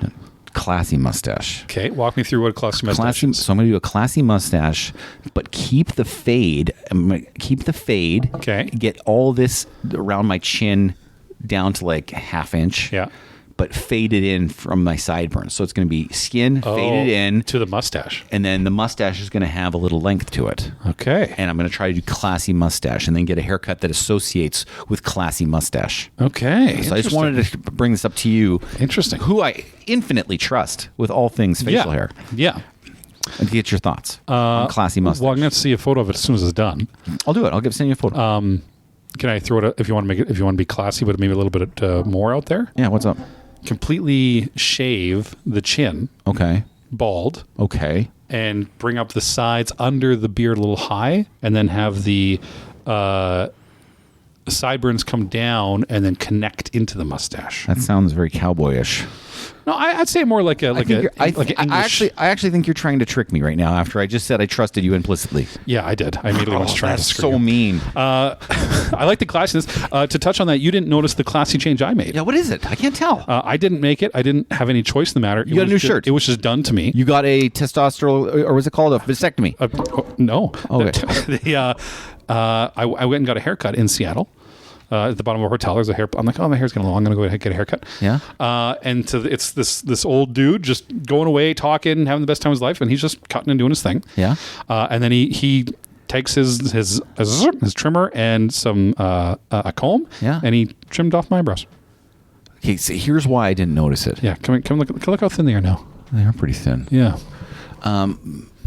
Here's why I didn't notice it. Okay. When you asked me originally, hey, what did I do? You started swinging your torso. I did. Like I'm supposed to look at something on your torso. I was distracting you. Did you get a new shirt? I was doing this. I was distracting you. No, I didn't notice that. But your eyebrows look very good. Yeah, so it's the first time that's ever happened to me before. I've never had someone trim my eyebrows. I get my lady to do it lots because if I showed you how long my eyebrows actually they're already quite bushy, but you're a hairy dude. I've got thick eyebrows. Yeah. Like, and when I mean thick, like not like super like thick hair, but the width. Wide. They're wide. Yeah, they're tall. Yeah, they're tall and wide. Tall eyebrows. Yeah. Yeah. And so you have natural arches. I have natural arches. I can do this too. Watch. Yeah. What are you doing? See that right there? No. Wait, I'll do it again. Ready? Okay. No, both are going up. Yeah, they go into points. I'm showing you. Oh yeah, you have Batman eyebrows. No, I'm more of like Jack Nicholson eyebrows. Trust me, when the glasses aren't on and the full effect, it works. Anyway, so let's talk about klutzy mustache. Do you think I can pull this off or not? I mean, yeah, you have a good circumference and mustache, which is great verbal talk. I want a classy mustache. I want it to look like, hey, that's a classy dude. Doesn't rape kids. Okay, but see, that's the problem. That difference is how far down the mouth the sides go. So the farther go down it goes. If you go too far, you rape kids. If it's too high, you're a traffic cop. So So here's my thought. Yeah. So if I go keep it this length and just have like little tiny. Yeah, you got to go somewhere to the top of the bottom lip, because if you go any farther, it just goes a little you around touch the kids corners for sure. down. You touch kids for sure, but any higher, and you're stopping moms and giving them tickets. But I think what's going to make it look even better is the fade on the rest of the beard. You know what I mean? Because I'm going to still have always facial hair on the bottom part, but it's going to be a nice little fade. You know, you're going to have to send this picture out to our audience so that they can see the post view of it now that we talked about it. You know what? I will do it at a case-by-case request basis. Okay, audience, ask Corbyn for a picture of his face. Or just ask me and I'll send it to you. I like that. Good classy shot.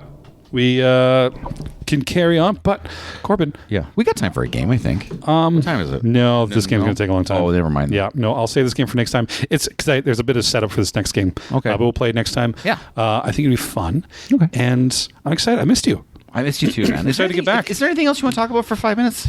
No. No? Nothing at all? No. I got to ask you one thing. Have you read any Stephen King books? Yes. Okay. Now, you've met me before today. That's true. Okay. I have... So put this way. Okay. When I was a kid, I tried reading Misery. Oh, God. I wasn't prepared back then to read things. Okay. Then I tried reading The Dark Half for some reason. Okay. The Dark Half. Yes. What's that one? That's when he's a writer, and then his like alter ego writer comes to life and tries to kill him. It's really weird. Oh, okay. Anyway, they made a movie about that one, and then recently, like the last 5 years, 6 years maybe, I tried reading it. Okay. It's a big book. It's a big book. I don't mind if it's a big book. Yeah. Like big books don't mind me because I like meals. Did you get to that one part of the book that's really rough to read? Yeah, it's like one page. Yeah. Here's the thing. I don't like... it turned me off from Stephen King. But there's so many stories I want to read because I know they're supposed to be good stories. And it turned me off because he will go on like 30-page digressions about something that I'm just like, and it's just descriptions are like, yeah. Like I don't like overly descriptive books. Right. We just talked about that earlier, right? Just the metaphor drops and well, again, try reading the Dark Tower series. Like the whole first 2 fucking books is just exposition. Yeah. So here's what my plan is. I'm going to finish Empire of the Vampire. Okay. You saw I'm reading the second book, Empire of the Damned. Yeah. The third book, Empire of the Dawn, comes out in November. Oh, okay. So I'm going to read it then. Okay. But in between Damned and Dawn, I'm going to try Stephen King once again. Which book? I'm going to try reading Salem's Lot. Oh, okay. Okay. People say it's one of the best. Yeah. I'm sticking to vampires. People like that one. People say it's one of the best vampire stories ever told. Yeah, people like that. And his scariest book. That's what people are saying. Oh. So I'm going to read it or try to read it without stopping it and trying to watch one of the movies. You're going to have a vampire-filled fall. Yeah. A vampire fall, if you would. An autumn of vampires. Let's talk about fantasy books. So first off, which before we do that, Stephen King books. What have you read and what would you recommend? That's like one that I could read. I need you to recommend The Octopath Traveler of Stephen King books. I don't think it exists for you. I read all of the Dark Tower series. Mm-hmm. I have read Christine, and I have read Cujo. Okay. I don't think you'd like any of them. I did start a series based on Stephen King. People like his short stories. Like I think his short stories are the way to go. I think avoiding his novels is the problem. Yeah. I'm going to try Salem's Lot, see how I do. And I haven't read Salem's Lot. And if I can't get through Salem's Lot, I'm never reading Stephen King again. It's over after that. Yeah. But, so that's my thing. I think he's a product of his time. Mm-hmm. Like I think he hit so hard in the late 80s, 90s that nobody else was doing what he was doing. But then I think there's a lot of people that do it better. than Stephen King. So let's talk fantasy books, because I'm now obviously into fantasy books, but I like fantasy books that don't have ogres and goblins and shit like that. I'm just not interested in it. Yeah. So I've watched a couple of YouTube videos, and they're telling me to go towards Joe Abercrombie and the First Law series. Yeah. Is that what you recommend? Yes. Going like from this to this, and it'll be satisfying. Yes, very much. And if now clear up the confusion for me. Yeah. The First Law trilogy. Correct. But then after that trilogy, there's like 4 or 5 books that are in that world that do something. Of the world that you. But no, just read the First Law trilogy. Okay. It is some of the best written characters in a book I've ever read. Okay. Yeah, it doesn't fuck around. There's no exposition. You just begin in the world, and where it's at, you'll get bits here and there, but like it doesn't hold your hand. It is very gritty. It's not too fantasy based. But yeah, it's still underlying in there. It's funny. I'm going to say grounded fantasy. I'm reading a fucking vampire book, but grounded fantasy, I guess. Because I kind of like the scope of these books so far. Yeah, but I also don't want to have to read 19 books. Yeah, the second trilogy, The Age of Madness, is fine. But it doesn't. The First Law trilogy is of its own thing, and you can just get into it, and it's actually a really, really compelling read. It's one of my favorite fantasy books of all time. I mean, the plan is to, if he ever finishes it, is to read the Game of Thrones books as they were meant to be. I've read the first one. Yeah, I bet they never get finished. I bet he dies first. Well, we need someone to come finish it for him. Get his fucking notes. I think that's all they're waiting for. Get his notes, and someone. He should have already commissioned somebody to get his notes and finish it for him. He should ghostwrite it today. Yeah. Get it done. Make your money. I'll come ghostwrite it for him. Yeah. Yeah. But yeah, I think, read the First Law, Joe Abercrombie's his flagship series easily, but it is super good, very violent, grounded, but there's really, really strong character writing and how they start from the first book all very separate, and they all kind of get their turns, and then to the trilogy, how they all have to intersect and or come together or don't. Like it is the perfect example of he had such a good vision laid out before he even started writing the first word of the first book of how this would lay, and it just comes together very nicely. What I find very interesting is how, other than George R.R. Martin, is how frequently these fantasy authors are pumping out books. And they're like 8,000 pages. This guy here, Jay Kristoff, who did The Empire of the Vampire, he's pumped out 3 850-page books in 4 years. And maybe they have a good, like I said, they have a good layout, but he's been pumping out other books in between. They write books in the middle of them. Yeah, it's insane. If I'm going to go back to Empire of the Vampire once again, there's horror in this book. You're like, oh fuck, that would suck. Yeah. You know, like stuff you're like, oh. And then, like I said, great reveals. You got some fantasy elements just because it's in fantasy in terms of it's in like that old day swords and and shit like that. But super good fucking story. I really am looking forward to talking to you about it. Yeah. No, we'll keep going, and once you get bored, read the First Law. All right, let's read an Anthony Bourdain quote and finish the day. What do you say? What did old Mr. Anthony Bourdain have to say? You know what? I just have been going to come across these Anthony Bourdain quotes, and I'm like, this would be a good way to end the show. So let's just do this. Ready? Yeah. Okay. Assume the worst about everybody, but don't let this poisoned outlook affect your job performance. Let it roll off your back. Ignore it. Be amused by what you see and suspect.